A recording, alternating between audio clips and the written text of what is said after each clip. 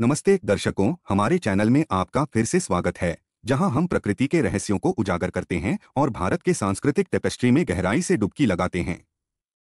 आज हम भारत के 3 मुख्य मौसमों बरसात के मौसम, सर्दी और गर्मी के पीछे की व्यवस्था और गहरे ऐतिहासिक महत्व का पता लगाने के लिए एक आकर्षक यात्रा शुरू करते हैं। क्या आपने कभी सोचा है कि ये मौसम एक विशिष्ट क्रम में क्यों होते हैं, हमारे जीवन, परंपराओं और पर्यावरण को आकार देते हैं? आइए रहस्यों को खोलें और भारतीय उपमहाद्वीप में प्रकट होने वाली प्रकृति की सिम्फनी की खोज करें। हमारी यात्रा आकर्षक बरसात के मौसम या मानसून के साथ शुरू होती है, जो चिलचिलाती गर्मियों के बाद एक दिव्य उपहार की तरह आती है। लेकिन इस शानदार घटना को क्या ट्रिगर करता है? भारत का भूगोल एक महत्वपूर्ण भूमिका निभाता है।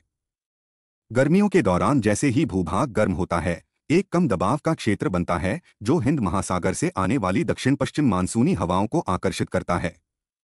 नमी से लदी ये हवाएं प्रचुर मात्रा में वर्षा लाती हैं, हमारी नदियों, झीलों और कृषि भूमि का पोषण करती हैं। जैसा कि बरसात का मौसम अलविदा कहता है, हम सर्दियों के रहस्यमय क्षेत्र में संक्रमण करते हैं।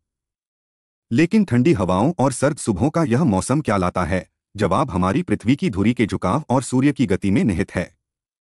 सर्दियों के दौरान भारत के उत्तरी क्षेत्रों में ठंडे तापमान का अनुभव होता है, क्योंकि हिमालय और मध्य एशियाई मैदानों से ठंडी हवा दक्षिण की ओर जाती है।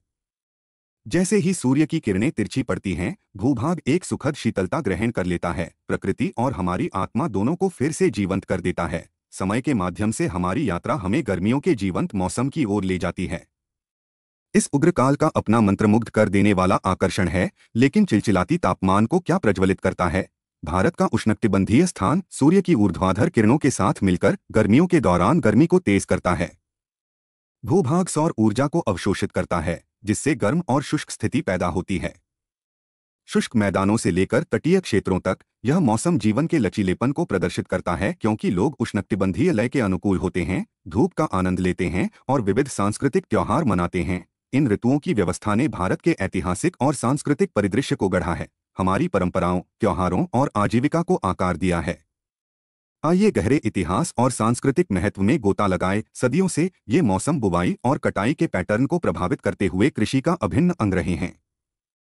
होली और दिवाली जैसे त्योहार वसंत और शरद ऋतु के आगमन का जश्न मनाते हैं, जबकि मकर संक्रांति सर्दियों के संक्रमण का प्रतीक है। ये समारोह ऋतुओं और हमारे सांस्कृतिक टेपेस्ट्री के बीच गहरे संबंध को दर्शाते हैं। जैसा कि हम अपनी यात्रा समाप्त करते हैं, हमने भारत में बरसात के मौसम, सर्दी और गर्मी के गहन ऐतिहासिक महत्व और परस्पर क्रिया को उजागर किया है। इन मौसमों की व्यवस्था हमारे जीवन के ताने-बाने में जटिल रूप से बुनी गई है, जो एक सामंजस्यपूर्ण सिम्फनी का निर्माण करती है, जो पूरे उपमहाद्वीप में गूंजती है। हमारे अगले साहसिक कार्य में शामिल हों, क्योंकि हम प्रकृति और संस्कृति की अनकही कहानियों का पता लगाते हैं। हमारे आसपास के अजूबों से जुड़े रहने के लिए हमारे चैनल को लाइक, शेयर और सब्सक्राइब करना न भूलें।